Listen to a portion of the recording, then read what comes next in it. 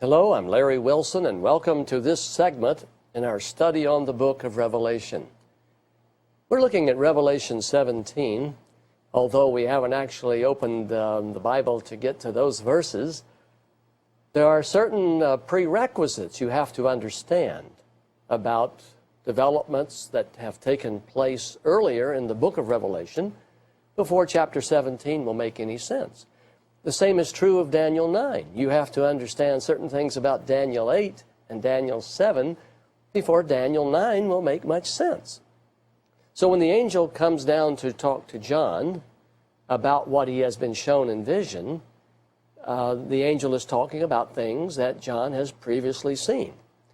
And as I said in the previous segment, it's interesting to understand that the great prostitute that is described in Revelation 17 has been introduced earlier in the story, but not by that name.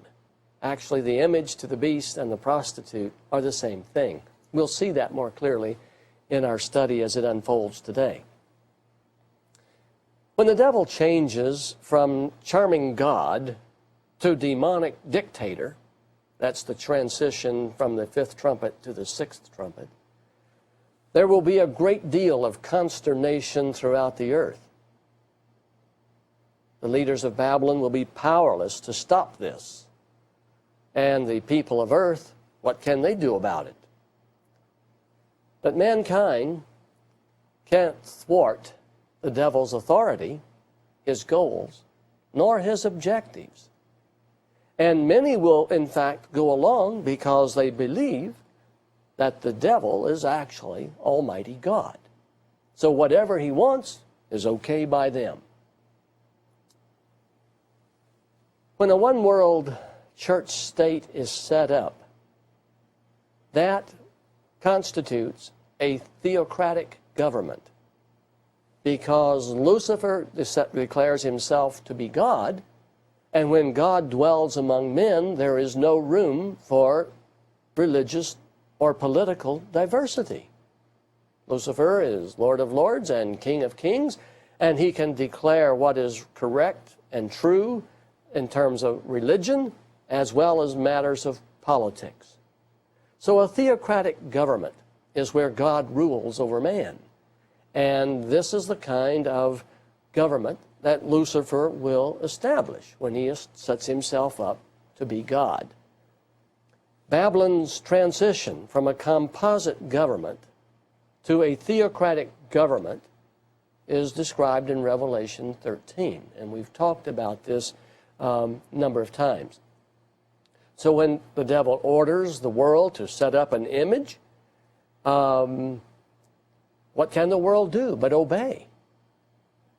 And many will believe that this is the will of God, and those that are in opposition, who refuse to worship and obey the laws of the theocratic government, will have to be eliminated.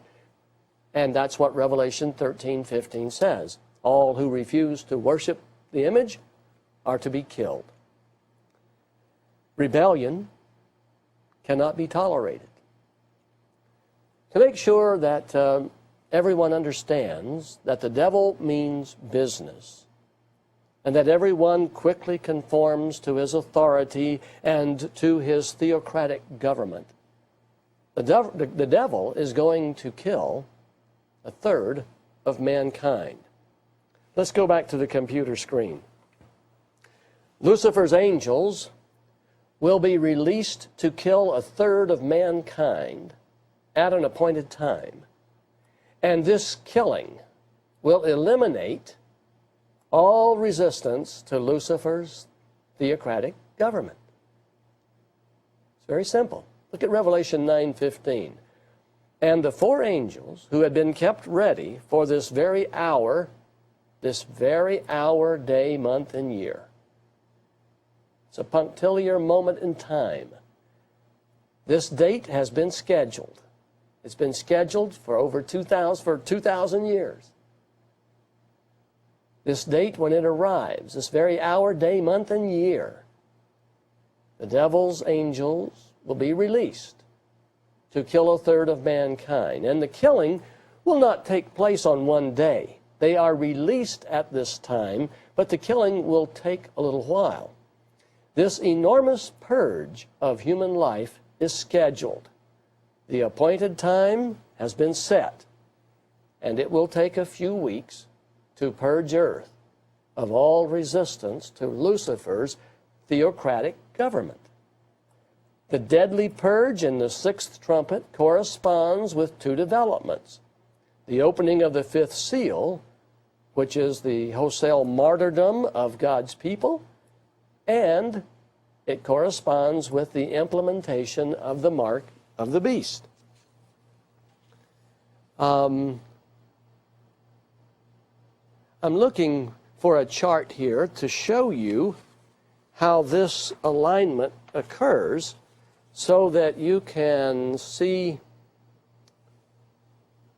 with your own eyes. Here we go. Let's go to camera 2. There we go.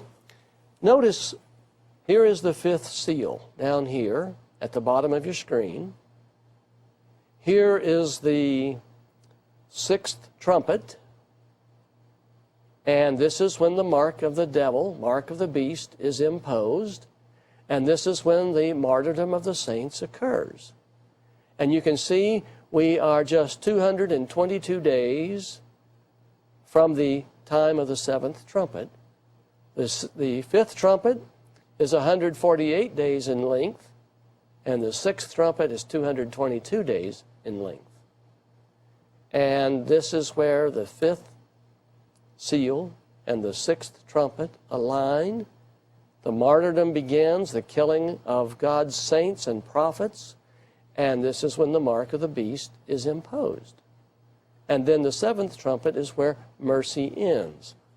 Let me zoom out just a little bit more, and as you look at this, you can see that in the fifth trumpet, this is where the devil physically appears, and this is where he, the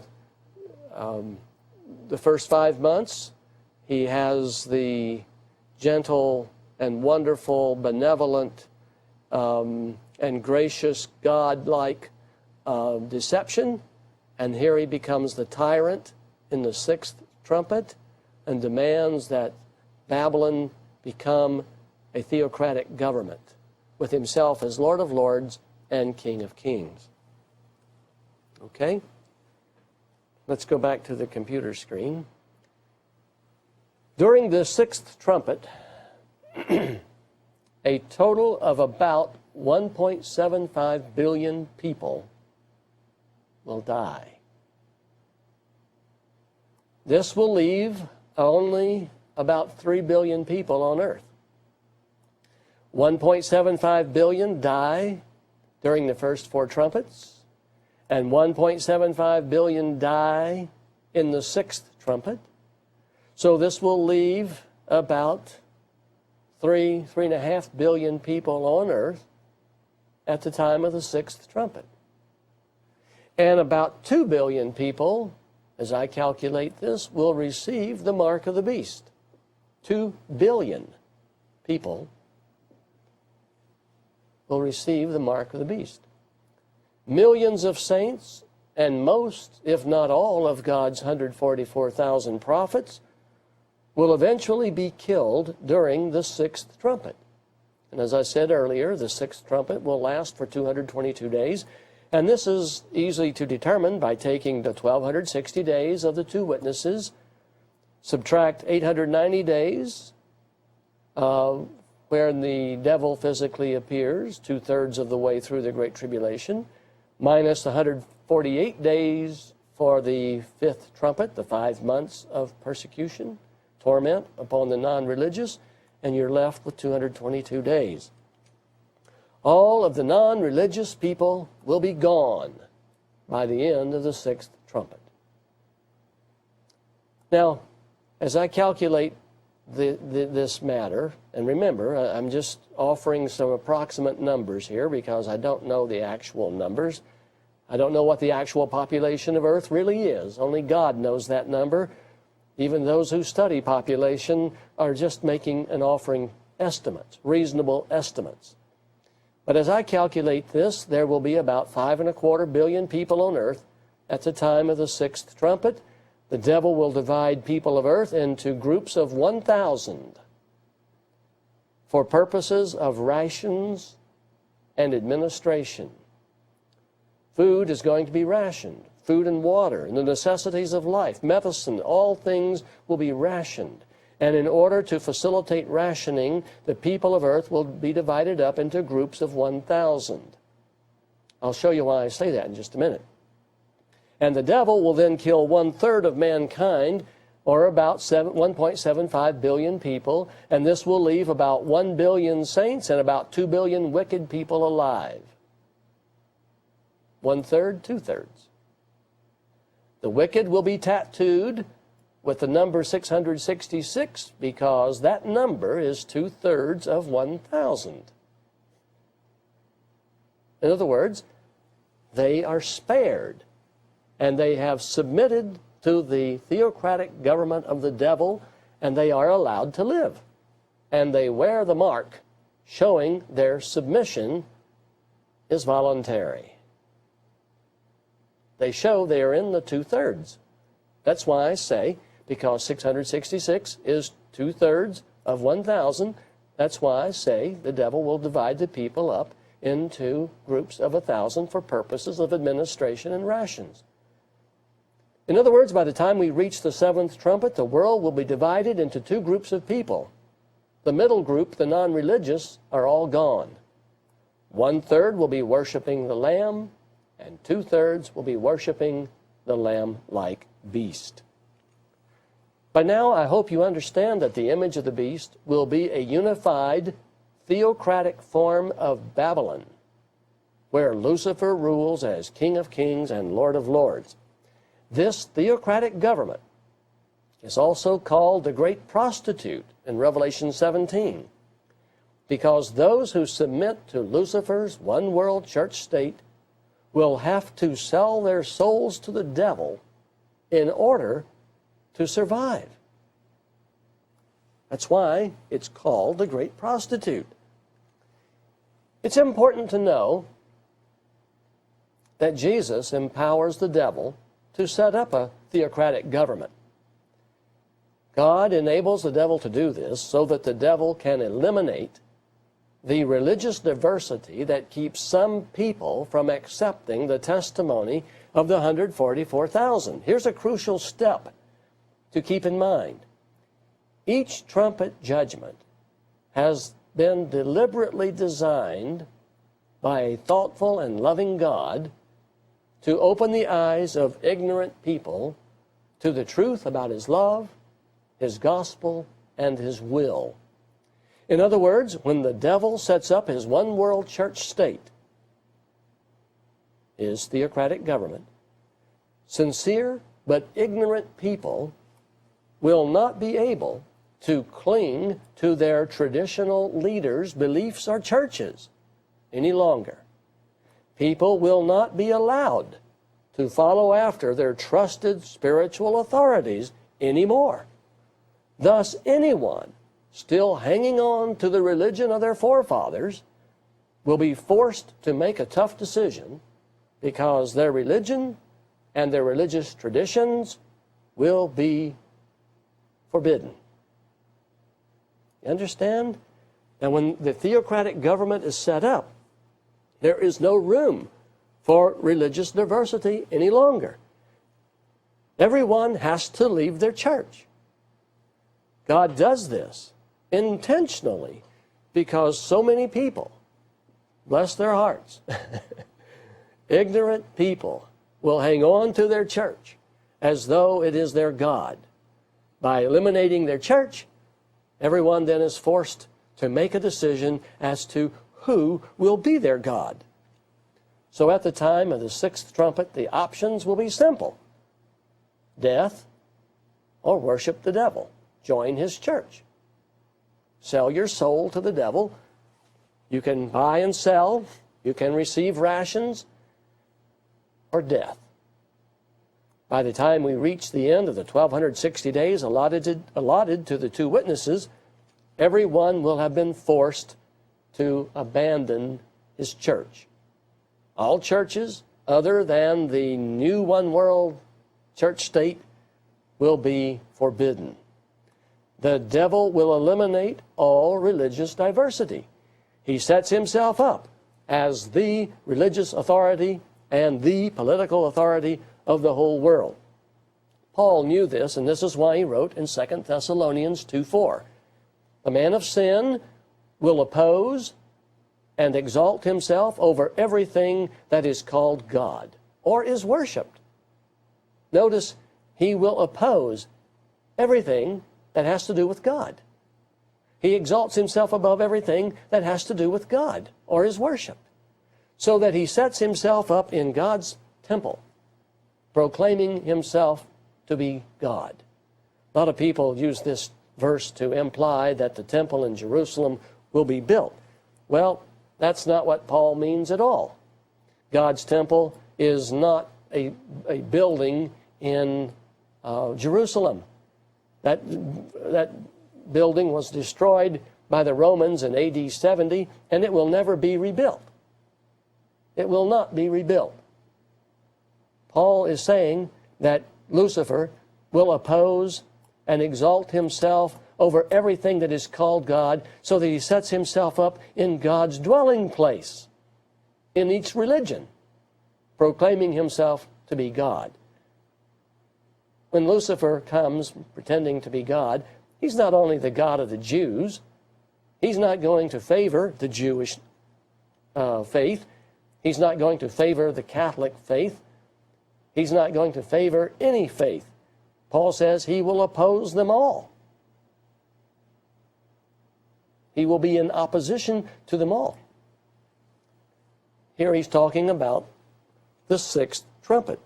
Of course, at the beginning, when he first gets here, he will appear to be embracing them all.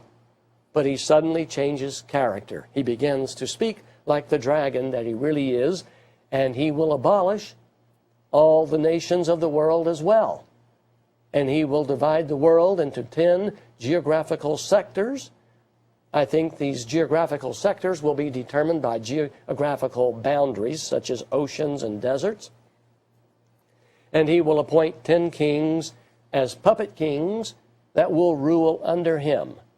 And these 10 kings, these 10 horns, if you will, in Revelation 13, are the 10 toes in Daniel 2, and the 10 horns on the composite beast.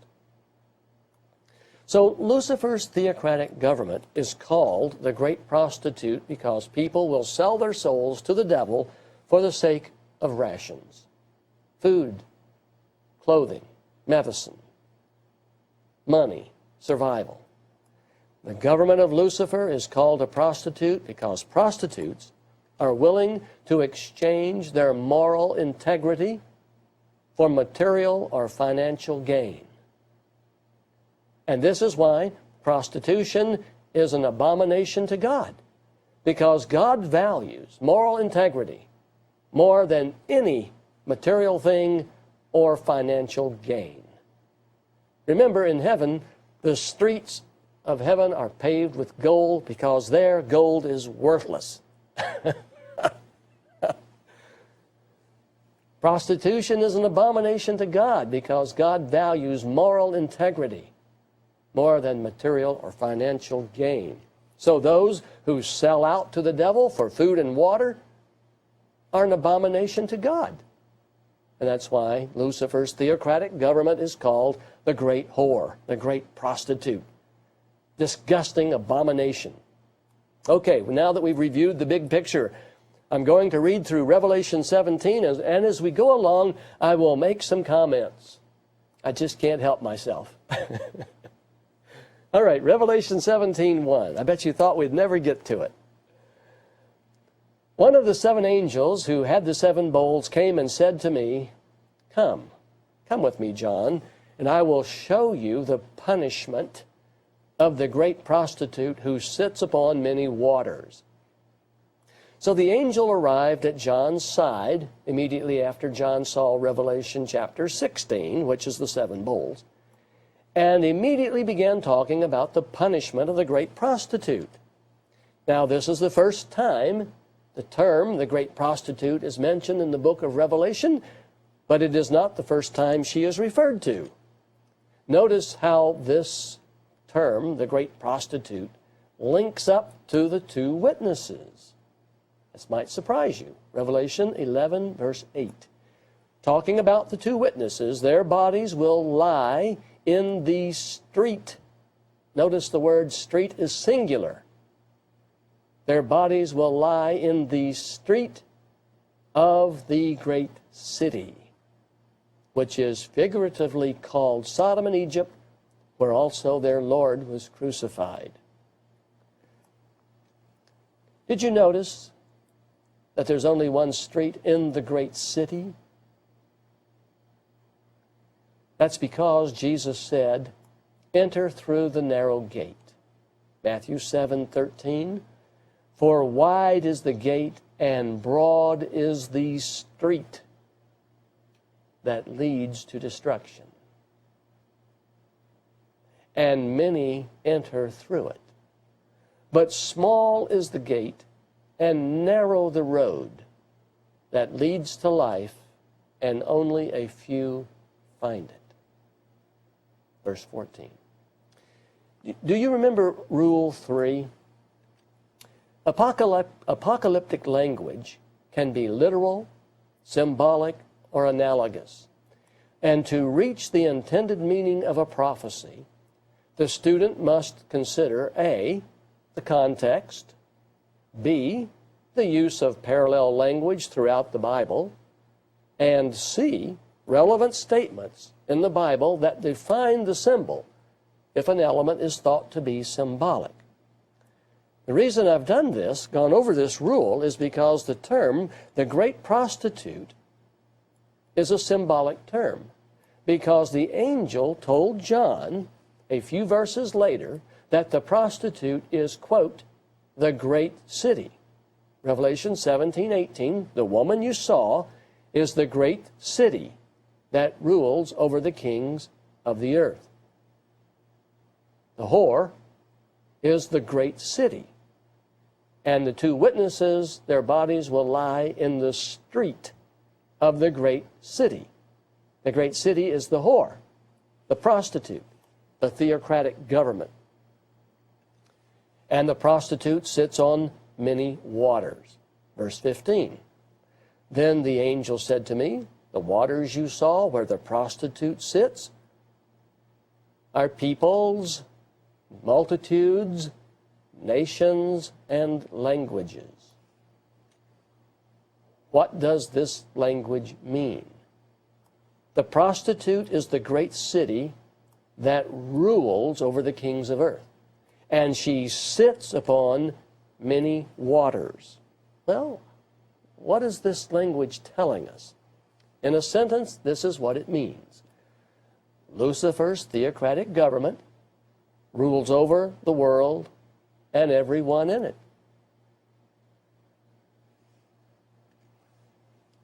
Revelation 17, verse 2. I'll say more about that in just a minute, but let's proceed with verse 2.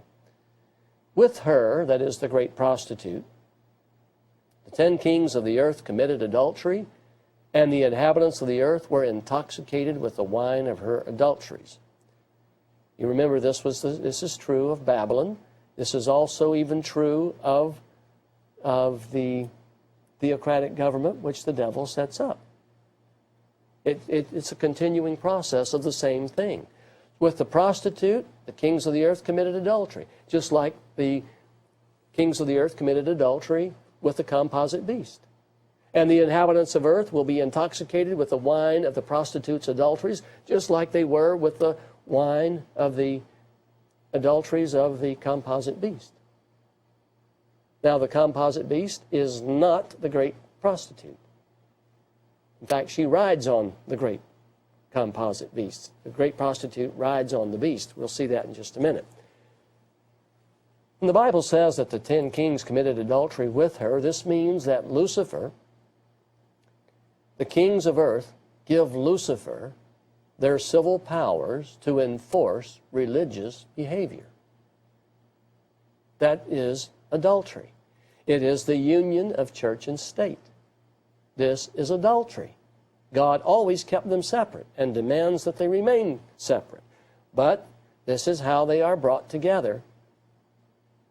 Out of panic and fear to appease God, Babylon forms, and when the devil gets here, as God, he demands a theocratic government.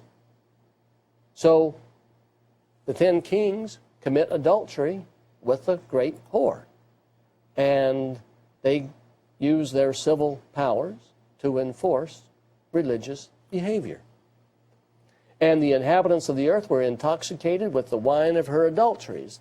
The intoxicating wine of her adulteries represents false doctrine, the false idea. The wicked have rejected truth. We know that when Satan appears. In fact, this is why God sends the devil. They have refused to love the truth and so be saved. They have rejected truth and righteousness, and they have chosen to submit to the devil's authority and hope for the best. They cannot think straight. They are totally deceived. They're totally intoxicated.